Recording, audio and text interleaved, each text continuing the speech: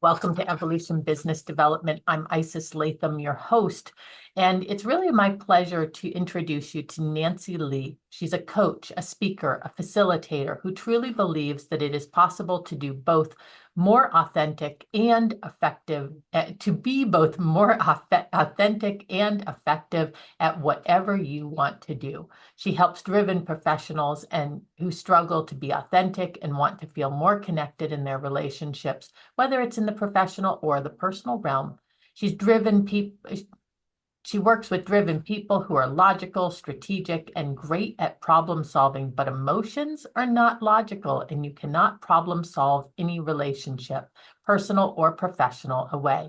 Nancy takes all of her coaching expertise, corporate experience as a business consultant in the pharmaceutical industry, founder and leader of nonprofit corporate organizations, mindfulness and meditation skills, transformer of team culture from toxic and harmful to a healthy human first culture. She uses nonviolent communication, empathy, and deep listening to help people find what truly fuels their own authenticity. She provides practical and tangible frameworks and tools to help you find what really works in your inner and outer worlds. Nancy has worked with professional organizations, nonprofits, networking organizations, and corporations on an individual, collective, and leadership level to unlock their authenticity and connect with what really fuels them. Well, that's exactly what we're going to be talking about today, and I'm really pleased to be able to invite you to this platform, Nancy. Yes, thank you, Isis. I'm excited to be here. And I realized like what you read, what I wrote was quite a mouthful. So yes, thank you for reading that out loud. Well, we have to wrap our minds around not just words, but what's behind them. And I think it's easy to lose yourself in words sometimes. What, and to that effect, you're talking about this idea that we can't problem solve our way through relationships. I've never heard anybody say that in that way. Can you explain a little bit more as to how you arrived at this idea and started teaching and sharing it? Yes, I think maybe we live in a very problem-solving oriented world in general. Let's just preface that, whether it's in education in school, like what is one plus one equal two, and even in English, right? Something that's rather subjective or art, there is like a grade for it, right? So I think in a way, our education system, and then also at work, there's like quote unquote a right way, a not so great way. So I feel to talk, given that we have this upbringing in our education system that also leads to a professional system, it makes sense to also then take problem solving, at least the spirit of it, subconsciously into a relationship, right? Like, here's a problem, I need to solve it. And oftentimes, problem solving triggers our right brain, right? They're very solutions oriented, very logical, rational, step by step. But when you're in a conflict or a relationship issue, it's very emotional, it's very triggering, right? So the right brain sometimes, or the prefrontal cortex, gets really overwhelmed because that's the area where we're supposed to make rational decision. So that's where we get to include other parts of our brain, which is the left side, which is the creative and more emotional side into it. And also listen to what other people are really sharing, right? A lot of times we want to get to the quickest solution because in team meetings, we only have 30 minutes and then we have to rush to the next meeting. But allowing time to unfold and be like, hey, what really was alive in you? Like when you said this to me, what was actually going on that day for you? And when I heard that, what is really going on for me? And then bringing it to the forefront. And it takes time, right? You can't just like, oh, I only got 5 minutes and just like spout it out. So it also requires trust, deep listening, empathy. And then together, there's this idea of like, okay, what could work for both you and me, right? Instead of my way or the highway or your way and the highway, is where we butt heads is actually on the strategies. If there's an issue, we butt heads on the strategies, but when we get to what do we actually need, oftentimes our needs are very similar, right? Maybe you have a need for recognition, a need for to be seen or to be known, maybe a need for effectiveness. The project is just going too slowly. But when you kept on focusing on a strategy, it could feel very overwhelming versus like, what do you really need and how do we get to it? You just shared so much, and my mind is trying to catch up at the moment. Um, But one of the things that you shared that really caught my attention was this idea that we butt heads on strategies, Mhm. but our needs are often more similar. How do you, because you're really you're a mediator, right? In many, Trainer, I think facilitator, coach. I don't think I'm just a mediator, but I think having conflict or communication issue is part of being human, yeah, right? So it does rise up. okay. And so you're in the room with people who are in conflict with one another. They're trying to focus on solving it, right? And Mhm. who's right and who's wrong. How do you de-escalate that room so that people will become vulnerable and start talking about what their actual needs are, rather than just at this high level strategic implement, make it move fast? Yeah, that's a great question. So first of all, it's not like a magic trick where you get, I think you need time and repeat showing it consistently to build trust, right? So when I come in a situation and it's my first time, I think it's a little bit unrealistic to say you'll solve everything. So people who want quick fixes are not my clients Okay. because the reality is what got people to the situation took a while and the unraveling will take a while, but maybe not as much. But there are times when things get rather heated and I say, hey, can we take a few breaths together? And I know it sounds like silly, you're like, did they even listen to you? But at that point, people are escalating. And then, yeah, you take a few deep breaths, you close your eyes, and then you check back in, right? And then I reflect back. I say, hey, I heard you're concerned with XYZ, and you're afraid that if we keep going down the same route, we're just going to fall apart. Did I hear you correctly? Right. And I think when people felt really heard, you could just see their body. They're like, oh, yeah. Because a lot of times I equate having a conversation like catching, playing catch, right? Like for us to both enjoy the game, Isis, you have to throw the ball to me. I listen and catch it before I throw it back to you. But if you just keep telling me stuff and I didn't hear you and keep throwing the ball back at you, we're just throwing balls at each other, which becomes a really bad game of dodgeball, actually, right? Versus playing catch. So the whole idea is that then I reflect back and say, did I hear this correctly? They might say no. And until you hear them what they're trying to express, then you're like, okay, I hear this side now. And then you ask the other side to say, do you hear what they say? I'm not trying to take sides, but can you reflect by what they heard? And when the person hear each other, then you do the same. Like, how about your perspective? What are you, what's happening, right? And then to also to start introducing the idea of needs. Because a lot of times it's easy to go into stories like you did XYZ and it was the reason why we're in this mess in the first place. I wonder why you did XYZ. Like when you were doing that, what was like your rationale, right? So curiosity, I know that's a very like trite word, but I think having that openness and curiosity. And when people are in conflict or miscommunication, they don't have the capacity. So that's why having someone like me to then hold the space to have that curiosity for them until they feel, okay, I could at least hear some of what they're saying now. What I'm hearing is that you're slowing it down and Yes. moving it forward at the same time. So you're enabling them to see that we're going to get to an end result in this process.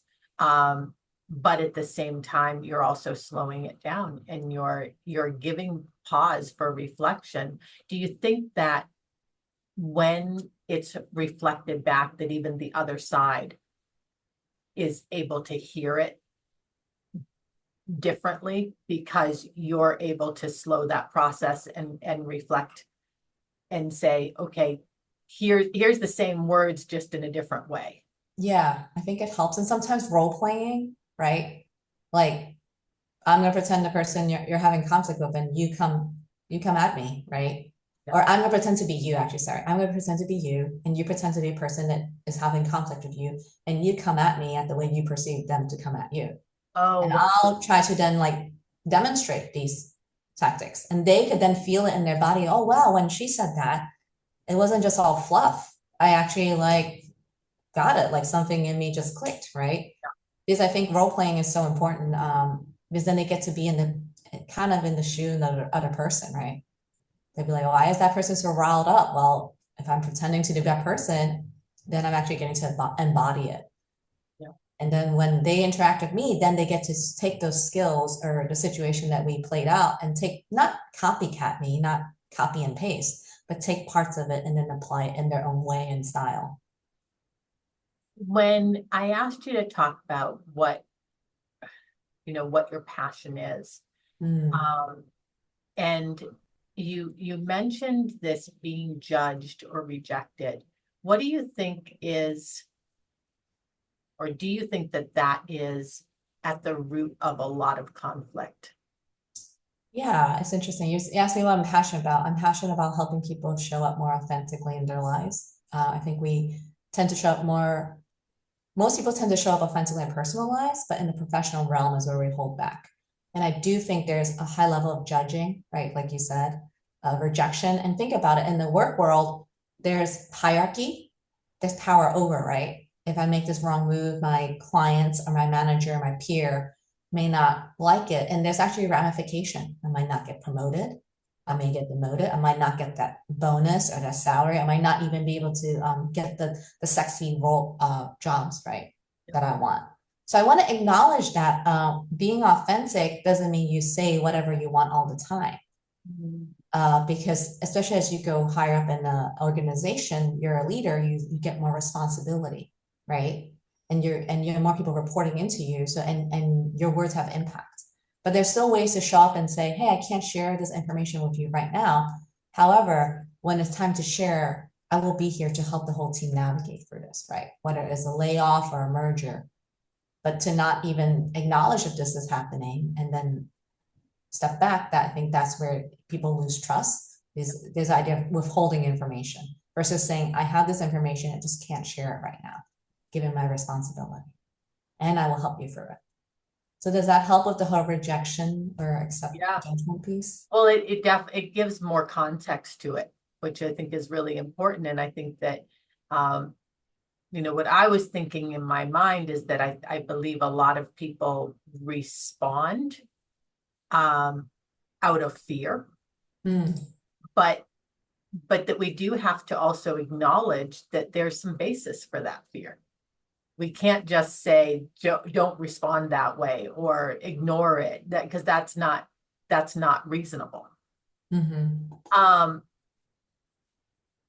my mind keeps coming back to a email that I received from this organization that I follow along with that talks about communication and and having really thoughtful, in-depth conversations. And then one of the women who was this story was being told about was she was talking about the worst mediation experience she ever had, where she was brought into this organization and she was told, here's the people, here's the players, right? And these are the people that you're going to be working with.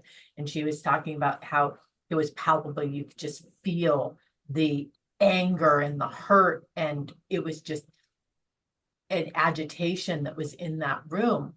And so she was working with them and working on this vulnerability and saying what you really think and how you feel and all of that, and then finds out after the fact that they had omitted the information to her that the person, one of the people in the room, had literally just been demoted from like a high level president spot to a practically nothing role in Wow. the company, and that she couldn't have done the work. So how do you do your homework and know what you're walking into? Because that was what she said, is I would never put myself in that position again. Yeah, Because it was not helpful to the people in the room either. It was like there was nothing good that could come out of yeah. this because she didn't have the right knowledge entering. So how do you approach that so that you don't get blindsided? Yeah, I would like to do prep work, which is meeting one-on-one to get the lay of the land, or you could call it circling, just like circling, understanding like, hey, I'm brought up on in to do this type of work, whether it's helping with a cultural transformation, because what worked for two people in a garage now doesn't work for a 50-person team. So now the culture has to shift. What is your perspective, right? I think having one-on-one conversations or circles before we gather into quote unquote bigger meetings or circles is a great way. And also understanding, I think definitely the power dynamics. One Another consultant I sometimes work with, she likes to use this, asking people to leave their titles at the door, which is actually harder said than done. Yeah. But if there's an agreement, of course, this has to be an agreement. It's not like I do things by agreements. I always set the tone of saying, I'm also a human being and these are some agreements, but also asking like, what agreements do you want to have? Yeah. Right? Because as a trainer slash facilitator slash coach, it's never me just driving the bus. It's like, what bus do you want to get on? What destination? Who's on the bus, right? So even asking that, getting agreements, and then for modeling, when we get into the bigger meetings and circles, modeling that behavior and also say, you stay in your authenticity. If something feels like not great, bring it up. And if I said something that had been hurtful, raise it up, and then we could address it here if possible. If not, then let's address it outside, right? So I think also letting my own vulnerability show up, because I think sometimes we give trainers, facilitators, whoever, what you want to call, a lot of power by saying they have the answer, they have all of the stuff, when the reality is like they're just one person walking a situation that they don't even know. So how can they have all the power? But when we say like, hey, I'm not going to know, I'm going to make mistakes too, but this is my intention. And is this what you want to? And can we make some agreements? And agreements are, again, like they're not rules. I want to stress that first of all. And agreements can also change.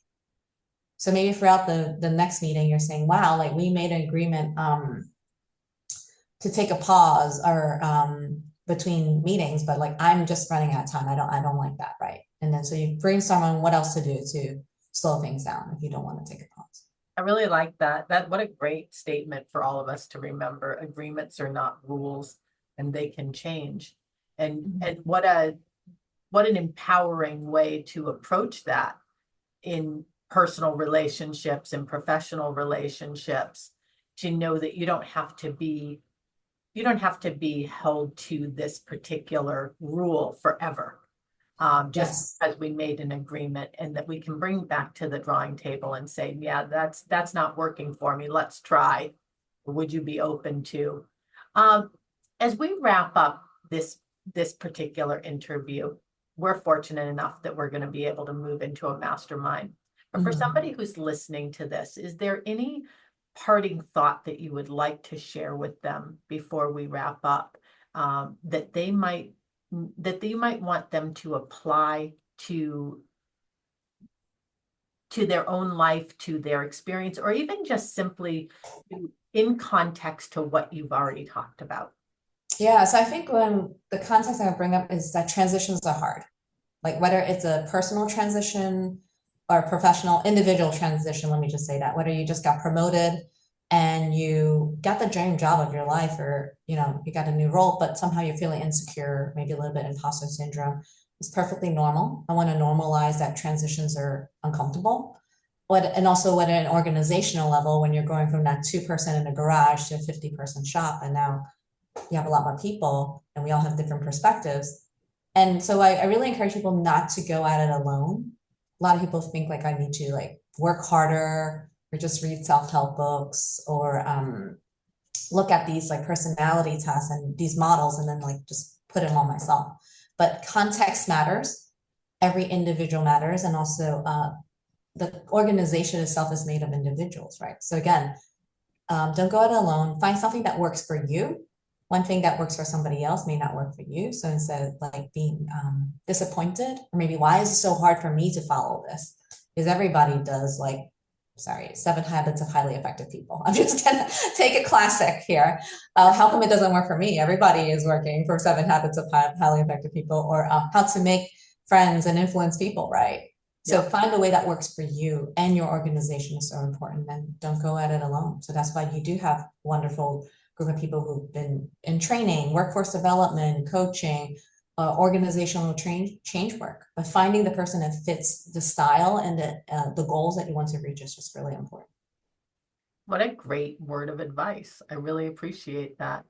If somebody is thinking, I want to be in community with Nancy Lee, how do they do that? Maybe they're not ready yet to hire Mm. you on for their organization or individually, but they know that they want to be around your energy. How might they do that? Yeah, so they could join my email list. I don't know if you're going to post my website, but it's I'm gonna spell it out. Peter Apple Nancy Nancy Apple, Peter Apple Nancy Yo Yo Apple.com. And you can sign on my email list. I also publish similar things on LinkedIn. One thing I try to do is write a LinkedIn article once a week. And I just actually finished wrapping up a four-part series where I interviewed 8 authentic high achievers to Huh. find out like what drives them, what are the traits, what makes some high achievers authentic, because not all high achievers are authentic. And finally, are they as authentic in their personal life? And I actually found some really like amazing insights and personal stories that these 8 authentic high achievers shared with me. So it's right now on LinkedIn, and I'm probably going to turn it into like a white paper of some sort. So I could, because instead of being 4 articles, maybe that could be part of my freebie download. I'm just not there yet. Oh, So I yeah. think I love that. I caught my attention for sure. All right, now they're ready. They know that they need to hire you. They've had some major change in their life, business or personal, and it's time. And Hmm. they need to work with you. How do they go about doing that, Nancy? Yeah, go to my website that and then there's all my contact information. I'm also on LinkedIn. So Nancy Lee, Li, and you might have to type in Philadelphia because I'm not the only Nancy Lee. There's many Nancy Lees. I'm not, so I'm not unique in that sense. So LinkedIn, I'm pretty active, and also my website. Wonderful. Well, Mhm. I really enjoyed our conversation today. I knew I would, and thank you for stretching our thinking. We really appreciate it. Okay, thank you for asking me about conflict resolution. I think that's what really the core of the focus for our conversation is today, and I wasn't expecting it, but it was really great to share my perspectives and what can actually work. Well, thank you. I believe that we will all be better suited to handle conflict moving forward, or at Hmm. least know the resources to go and help us with it. Thank you. You're welcome.